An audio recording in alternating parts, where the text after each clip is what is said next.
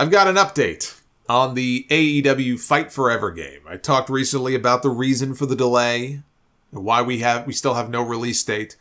AEW and THQ Nordic, they've been trying to get a T for teen rating for the game from the ESRB.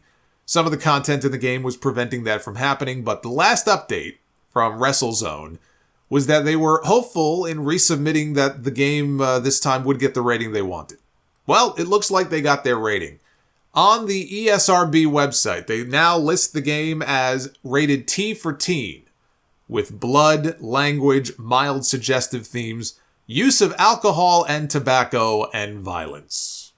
Sounds like my kind of game. But it's the description that I love so much. And I want to read this to you.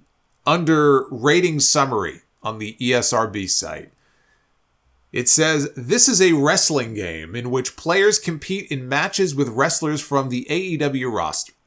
Players use punches, kicks, and grappling maneuvers to drain their opponent's health. In some match types, for example, barbed wire, stadium stampede, and unsanctioned, players can use barbed wire, baseball bats, metal chairs, and Molotov cocktails against opponents, eventually resulting in submission and/or knockouts." Yes, I would think that a Molotov cocktail would result in a submission. It would result in worse than that. But if I had a Molotov cocktail thrown at me, I think I would submit to. Blood splatter effects can occur during matches, staining the mats. Video footage of real matches also depicts blood on female wrestlers in revealing outfits, for example, deep cleavage, bunny outfits, and partially exposed buttocks.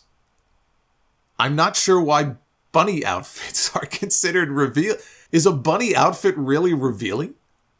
I'm not sure why bunny outfits would be considered revealing unless the bunny's buttocks is partially exposed. Which most bunnies' buttocks would be exposed, would they not? It's a fucking bunny. It doesn't hop around wearing cargo shorts. Anyway, it continues here. Wrestlers performing taunting gestures, for example, crotch chop, slapping buttocks, there again with the buttocks. Real footage sometimes depicts wrestlers drinking alcohol and smoking. And finally, the word shit is heard in the game. Well, if that's the worst word heard in the game compared to a typical episode of Dynamite, I would call that PG. See, it's not a real AEW game unless we have Jon Moxley saying the word fuck every 10 seconds. I hope they include the audio issues in the game also, just to make it more realistic. You want to make the game as authentic as possible. You know, like every time somebody goes to cut a promo, their microphone just drops out.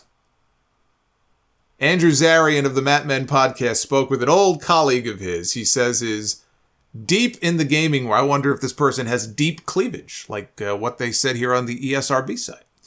But he said his colleague is deep in the gaming world, who told him that the game is currently slated for a Q2 release. So when I was speculating that they might drop the game around the time of the Double or Nothing pay-per-view, it looks like I might not have been too far off.